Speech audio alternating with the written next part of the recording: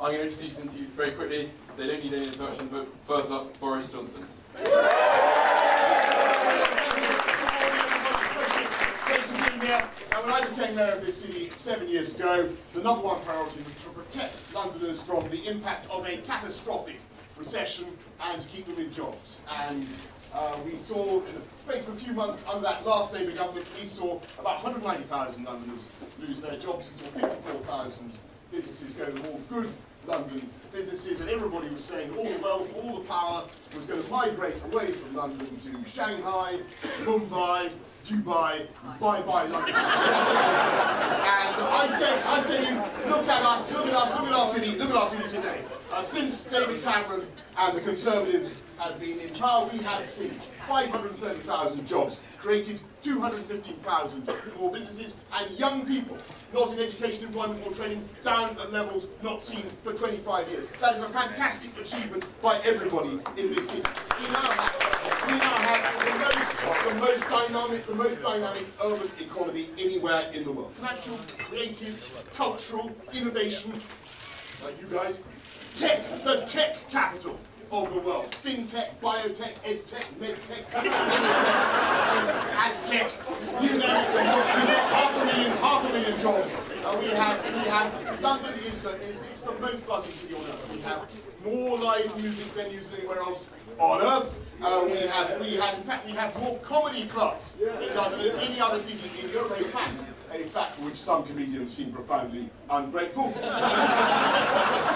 and it is going on. And of course, all those successes create challenges for us, and it is we Conservatives at this election who have the policies to meet those challenges. We've already done record numbers of affordable homes. We're going to build 400,000 more just on the brownfield sites in the city, just on the opportunity areas, and we will help you. We will help every Londoner to buy, to rent, to part buy, part rent, to have the homes that people want. And we will help with childcare. What is it, 33 hours of childcare per week? I think a fantastic policy. We will help to put in the good schools that every neighbourhood needs, put in all the healthcare, keep driving down crime. It's come down 20%. Crime down 20% since the Conservatives were in power, and keep improving air quality, putting all the wonderful bank-funded bicycles, planting trees, and all the rest of the good stuff. All that is only possible if you invest in transport infrastructure. We want to go on with Crossrail 2, with the extension of the tube, with new river crossings, and none of that could be done. None of that can be paid for without a strong and growing economy. And I want to tell you folks, never in my life, this is the 6th election I fought, never have I been so worried about what could happen under Labour, because they have junked what I thought was quite sensible centrism under Tony Blair, and their basic message to business seems to be don't invest, don't compete, don't create, don't strive, don't try, don't bother to build your enterprise, to create wealth, to create jobs.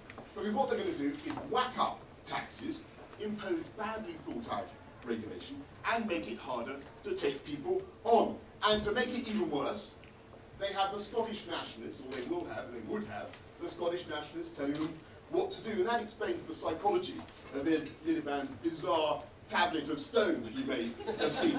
He knows he isn't Moses. He knows he isn't Hammurabi. The reason he sees fit to engrave his words on a great tablet of stone is precisely because he knows those words will mean nothing without the say-so of Alex Salmond or Nicola Sturgeon. And I ask folks, I ask all you Londoners, I ask you seriously, do you think we can get Crossrail 2? Do you think we can get the tube upgrades? Do you think that we can get the extension of the tube and the new river crossings if we have a government, a Labour government with the SNP sitting on their shoulders?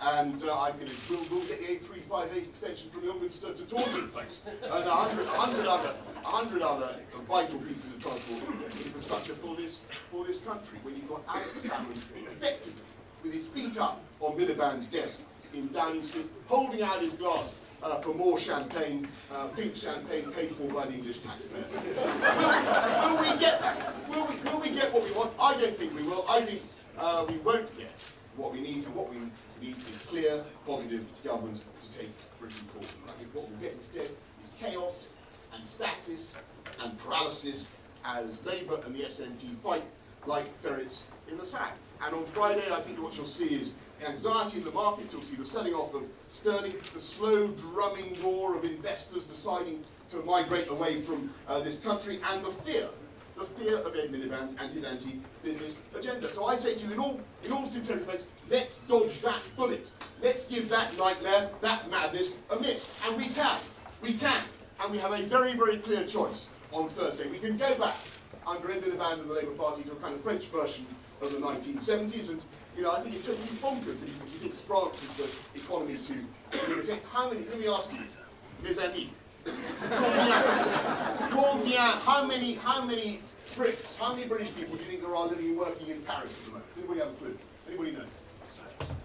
Slightly more than 6. Anybody know how many? Not quite 100,000, my friend. There are 16,000 British people living and working in Paris. And how many combien de Français are there in? How many French people are there living and working in London? Any advance on 300,000? There are 400,000 French people living and working in London, and that tells you all you need to know.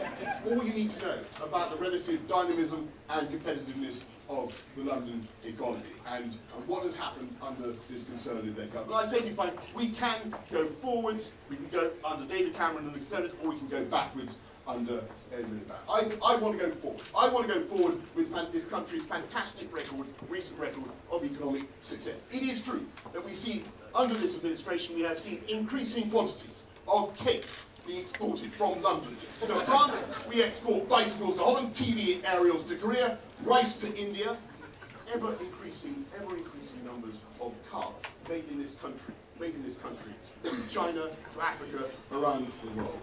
And by the way, we have such a dynamic and enterprising entertainment and comedy sector, assisted by George Osborne's tax breaks, I might say, that we at one stage succeeded in exporting Russell Brand to America.